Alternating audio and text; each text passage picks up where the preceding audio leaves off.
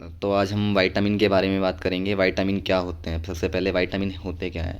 Vitamin जो हैं वो ऑर्गेनिक बायोमोलिक्यूल हैं जो कि हमें स्मॉल अमाउंट में चाहिए होते हैं, जो हमारी ऑर्गन की नॉर्मल फंक्शनिंग और डेवलपमेंट के लिए ज़रूरी होते हैं। ये हमको एनर्जी प्रोवाइड नहीं करते, बट डेवलपमेंट के लिए ज़रूरी है। अगर इनकी मात्रा कम हो जाती है तो बीमारियाँ करते हैं। अब हम जो विटामिन के टाइप देखने वाले हैं, विटामिन के दो प्रकार होते हैं, एक फैट सोल्यूबल विटामिन और दूसरा होता है वाटर सोल्यूबल विटामिन। हम जो फैट सोल्यूबल विटामिन देखेंगे उसमें चार विटामिन आते हैं। एक vitamin A, vitamin D, vitamin E और विटामिन के।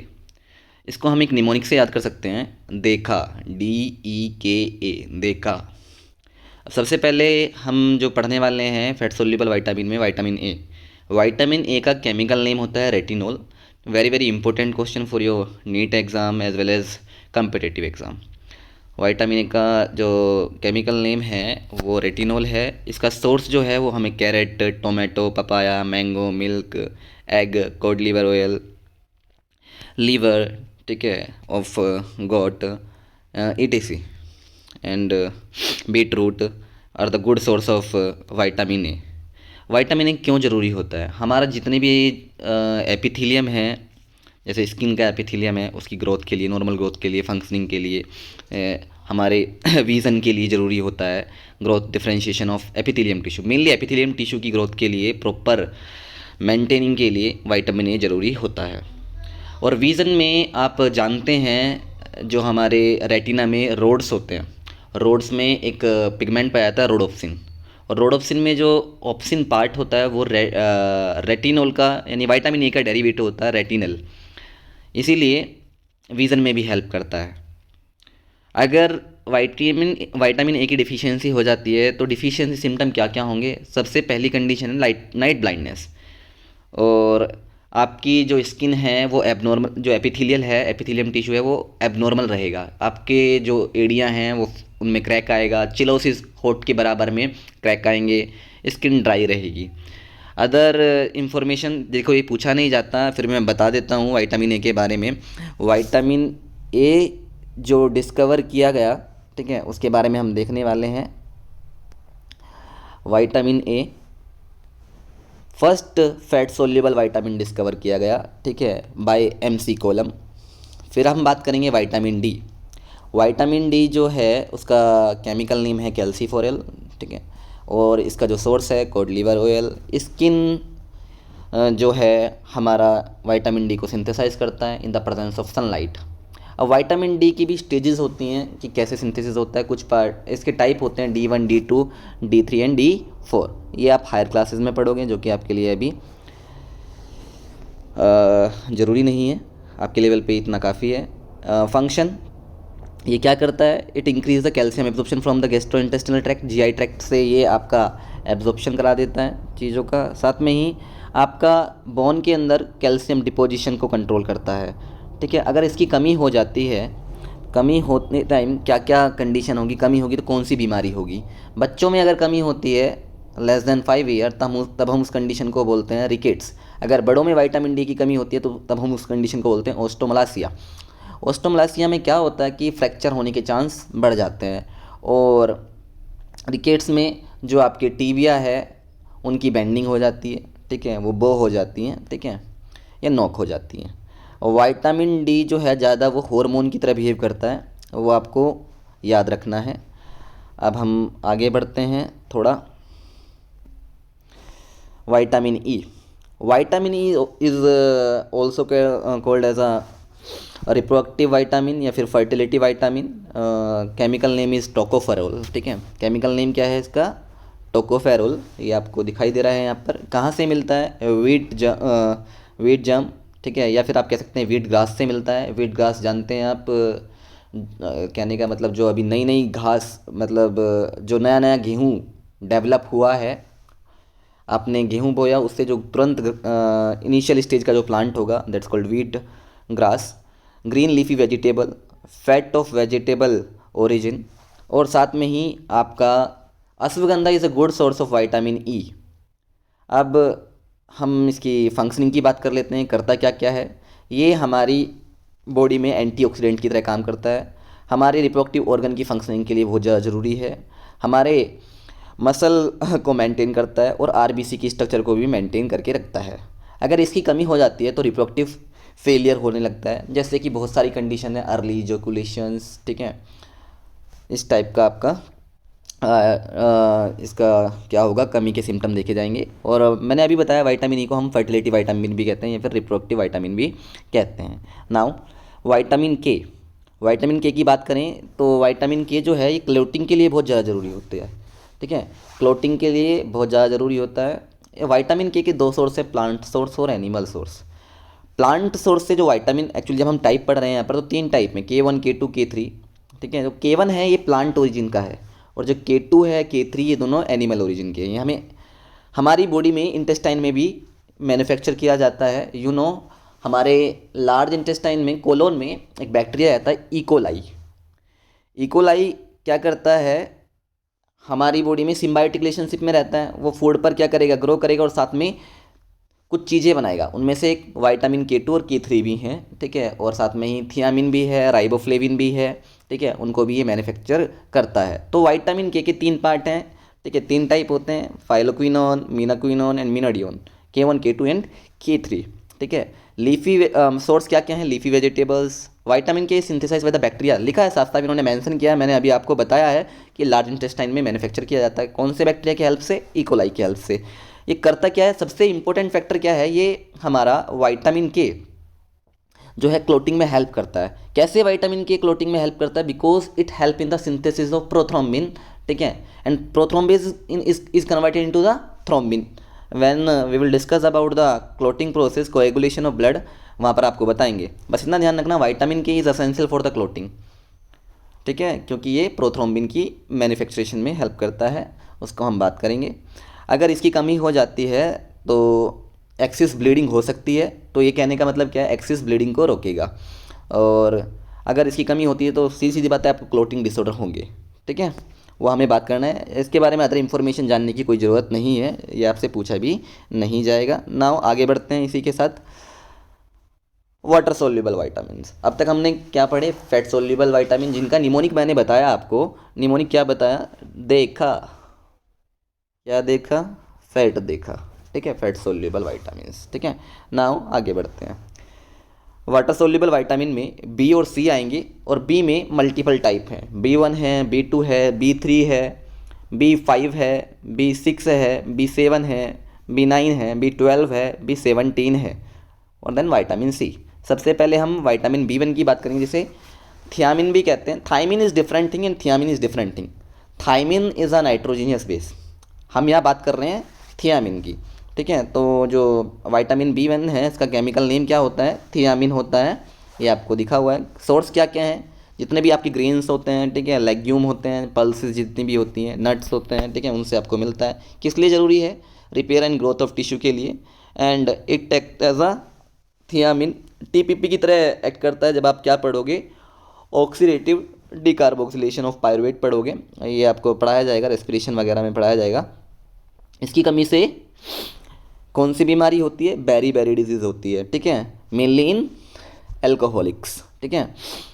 और वर्निक सिंड्रोम होता है, ठीक है, कोर्सकॉफ सिंड्रोम होता है, ठीक है। और जो अल्कोहल लेने वाले, जो इनटेक करने वाले जो व्यक्ति होते हैं, वो B1 के मेटाबॉलिज्म में डिस्टर्ब करते हैं। B1 मैंने बताया, B1 का जो केमिकल नेम है वो थियामिन है। ये भी हमारे लार्ज इंटेस्टाइन में मैन्युफैक्चर की जाती है, किसके द्वारा, इकोलाई के द्वारा, ठीक है। इसका मेटाबॉलिज्म लीवर में होता है। अब हम बात करें विटामिन B2 की। Vitamin B2 is also called as a riboflavin. इसका केमिकल नेम क्या है, राइबोफ्लेविन है। इसका source milk, cheese, meat, legume, ठीक है। लेग्यूम आप जानते हैं, जितनी भी पल्सेस होती हैं वो सब लेग्यूम है, ठीक है। ग्रीन लीफी वेजिटेबल्स, ठीक है। ये किस लिए ज़रूरी होती है, it help in the production, ठीक है, आरबीसी प्रोडक्शन या फॉर्मेशन ऑफ आरबीसी कह सकते हैं, सपोर्ट करता है इरेथ्रोपोइसिस को, ठीक है। अब आप ये एक न्यूक्लियोटाइड की तरह भी वर्क करेगी, ठीक है, फ्लेवोमोनोन्यूक्लियोटाइड, ठीक है, FAD की तरह भी वर्क करेगी, ठीक है। और FMN कहाँ पर एक्ट करती है, इलेक्ट्रॉन ट्रांसपोर्ट चेन में, ठीक है। और FAD कहाँ पे एक्ट करती है, ये ट्राइकार्बोक्सिलिक एसिड साइकिल में और इलेक्ट्रॉन ट्रांसपोर्ट चेन में, ठीक है। तो मैं बताऊंगा आपको एफएमएन के बारे में भी और एफएडी के बारे में भी, जब हम क्या पढ़ेंगे, टीसीए साइकिल पढ़ेंगे और इलेक्ट्रॉन ट्रांसपोर्ट चेन पढ़ेंगे। और ये जो हमारा है B2 जो है आरबीसी के प्रोडक्शन में एक हेल्प कर रहा है, साथ में ही अगर इसकी कमी होगी तो चिलोसिस होगा। What do you mean by cheilosis? Cheilosis जो आपके लिप्स हैं, लिप्स के साइड में क्रैक आना, दैट इज कॉल्ड चिलोसिस। मैंने चिलोसिस एक जगह और आपको मेंशन किया, जब मैं आपको विटामिन ए बता रहा था, वहाँ पे भी चिलोसिस देखने को मिला, ठीक है। और हम राइबोफ्लेविन को येलो एंजाइम भी कहते हैं। अब हम बात करते हैं vitamin B3 is also called as a niacin या फिर निकोटोनिक एसिड, ठीक है। ये आपसे ये आपका क्या कहते हैं, फेमस क्वेश्चन है, very very famous question for NEET point of view. जितने भी आप इसका सोर्स क्या होगा, जितने भी आपके नट्स हैं, grain nuts, legume, yeast, liver, ठीक है, वहाँ से आपको मिलेगा, ठीक है। और ये NAD और NADP की तरह वर्क करता है किसमें, TCA साइकिल में। एक्चुअली NAD और NADP क्या है, एनर्जी कैरियर हैं, ठीक है। 1 NAD और 1 NADP is equal to the 3 ATP, ठीक है। हम बात करेंगे जब NAD से NADP कन्वर्ट होता है, सब बात करेंगे जब हम क्या पढ़ेंगे, रेस्पिरेशन बात डिस्कस करेंगे। इसकी कमी से जो डिसऑर्डर होता है हमारी बॉडी में, दैट्स कॉल्ड पेलिग्रा, ठीक है। पेलिग्रा को 2,4-D सिंड्रोम भी कहा जाता है। इसका अभी हमें डिस्कस नहीं करना है 2,4-D सिंड्रोम के बारे में, बस इतना ध्यान रखना है कि इसकी डिफिशियंसी से कौन सा डिसऑर्डर होता है या रोग होता है। अब विटामिन B5 की अगर हम बात करें, पेंटोथेनिक एसिड इसका केमिकल नेम है, और जो इसका सोर्स है वो ईस्ट है, मिल्क है, टमाटोज़ है, लीवर है, मीट है, ठीक है, ये सब हैं। हेल्दी स्किन के लिए काफ़ी जरूरी, ये मैं दोनों पढ़ाने वाला हूँ, B5 और B6, ये स्किन के लिए काफ़ी ज़रूरी होते हैं, दोनों के दोनों, ठीक है। अगर ये स्किन को नहीं मिले तो आपको स्किन प्रॉब्लम काफ़ी आने वाली है, ये ध्यान रखना, ठीक है। तो फॉर हेल्दी स्किन और हेयर के लिए, ठीक है। और ये को एंजाइम ए बनाता है TCA साइकिल में। अब को एंजाइम क्या होते हैं वो भी मैं आपको बायोमोलिक्यूल में डिस्कस करूँगा। डिफिशियंसी कंडीशन सिम्टम क्या क्या मिलेंगे, dermatitis, inflammation of skin, rashes मिल सकते हैं, ठीक है। ग्रोथ रिटार्ड होगी, लॉस ऑफ हेयर एंड बाल पकने लगेंगे। विटामिन B6 का केमिकल नेम होता है पायरिडॉक्सिन, ठीक है। इसका भी जो सोर्स है पीनट, बनाना, सोयाबीन, व्हीट ग्रेन, ठीक है। व्हीट ग्रेन जितने भी हमारे देखो, व्हीट ग्रेन या होल ग्रेन, जितने भी ग्रेन हैं, ग्रेन बहुत ज़्यादा जरूरी होते हैं, वो आपको लेना चाहिए, ठीक है। और vitamin B6 help in the metabolism of protein, ठीक है। अब हम बात करते हैं आगे कि इसके डिफिशियंसी सिम्टम क्या क्या होंगे। Dermatitis, inflammation of skin, anaemia होगा, कन्वर्जन होंगे, ठीक है, मिर्गी वगैरह आएंगी आपको, नोजिया, मेंटल डिसऑर्डर हो सकते हैं, रिटार्ड ग्रोथ, ठीक है। आगे हम बात करेंगे बायोटिन। बायोटिन को विटामिन B7 भी कहा जाता है। आपको सबसे इंपॉर्टेंट यहाँ पर विटामिन B3 है, जो पेपर में पूछा जाता है कि विटामिन B3 का केमिकल नेम बताओ, नियासिन, ठीक है। नियासिन आपको याद रखना है। और उसका डिफिशियंसी से जो डिसऑर्डर हो रहा है वो कौन सा है, पेलिग्रा, या फिर उसे हम 2,4-D सिंड्रोम भी कहते हैं। क्या कहते हैं, 2,4-D syndrome, 2,4-D syndrome. 4D 4 death के साइन आते हैं, डिमेंशिया मैं नहीं मेंशन कर रहा हूँ, छोड़ो, आगे हम बाद में बात करेंगे इसकी, ठीक है। नाउ थोड़ा आगे चलते हैं क्योंकि वीडियो लंबी खिंच जाएगी नहीं तो।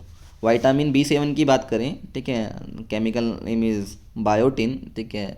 एग का योग से मिलता है, मिल्क से मिलता है, नट से, हनी से, लीवर से, मीट से, ठीक है। और ये किस लिए ज़रूरी होता है, हमारी बॉडी में तीनों जितने भी हमारे फूड सबस्ट्रेट हैं जो हमें एनर्जी प्रोवाइड करते हैं, उनके मेटाबॉलिज्म के लिए ज़रूरी होता है। अगर इसकी कमी हो जाती है तो आपका पुअर मस्कुलर ग्रोथ रहेगा, भूख नहीं लगेगी, लॉस ऑफ एपेटाइट, वीकनेस और हेयर फॉल, ये सब रहेगा, ठीक है। एग का जो वाइट पार्ट होता है, ठीक है, उसमें क्या प्रेजेंट रहता है, avidin protein, which prevent the absorption of biotin, ठीक है। ये आपको ध्यान रखना है, यानी कि एग का भी एक्सिस इनटेक नहीं करना चाहिए। एग का जो वाइट पार्ट है होता है, जो बाहर वाला पार्ट आप खाते हैं, वो किसके एब्जॉर्प्शन को रोकता है, बायोटिन के एब्जॉर्प्शन के रोकता है। तो इसीलिए देयरफॉर एग को जो है रो स्टेट में नहीं खाना चाहिए। Therefore egg should not be eaten in the raw state, इसलिए उसको थोड़ा पका के खाना चाहिए, ठीक है। तो इसीलिए कहते हैं कि लोग जो जिम वाले लोग होते हैं उनमें वो कच्चा खाने की कोशिश करते हैं, तो अंडा कच्चा नहीं खाना चाहिए, आगे उसको उबाल के बॉयल कर लें। फोलिक एसिड की अगर हम बात करें, फोलिक एसिड को हम विटामिन B9 कहते हैं, ठीक है। और इसके जो सोर्स हैं आपके ग्रीन वेजिटेबल्स, लीफी वेजिटेबल्स होते हैं, और ये किस में हेल्प करता है, आपका सपोर्ट करता है, एक्चुअली हेल्प कह सकते हैं इरेथ्रोपोइसिस में, फॉर्मेशन ऑफ आरबीसी में। और इसकी कमी से एक एनीमिया होता है, मेगालोब्लास्टिक एनीमिया। एनीमिया के ऊपर जब हम वीडियो बनाएंगे वहाँ पर बताएंगे कि मेगालोब्लास्टिक एनीमिया क्या होता है, परनीसियस एनीमिया क्या होता है, ठीक है, इनके बारे में बात करेंगे। एक्चुअली इनमें आरबीसी का स्ट्रक्चर चेंज हो जाता है, ठीक है, उसके बारे में हम वही बात करेंगे। मैक्रोसिटिक, माइक्रोसिटिक एनीमिया यहाँ हम डिस्कस नहीं करेंगे, बस अभी आपको कंडीशन याद रखनी है। विटामिन B12 की अगर हम बात करें, विटामिन B12 का जो केमिकल नेम है साइनोकोबालामिन या फिर कोबालामिन, इसे हम एक्सट्रिंसिक फैक्टर भी कहते हैं, ठीक है। और ये हमारी बॉडी में जो है ये लार्ज इंटेस्टाइन में सिंथेसाइज भी होता है इकोलाई द्वारा, ठीक है, उसकी हम बात करेंगे। और हमें मिलता है कहाँ कहाँ से, सोर्स क्या है, सिंगल जो सेल प्रोटीन है spirulina, sorry single cell protein नहीं, जो हमारा स्पेस फूड है स्पाइरुलिना, उससे मिलता है। इसे सिंगल सेल प्रोटीन कह सकते हैं इसलिए क्योंकि आपका स्पेस ट्रेवलर द्वारा यूज़ किया जाता है, because it generate lot amount of protein.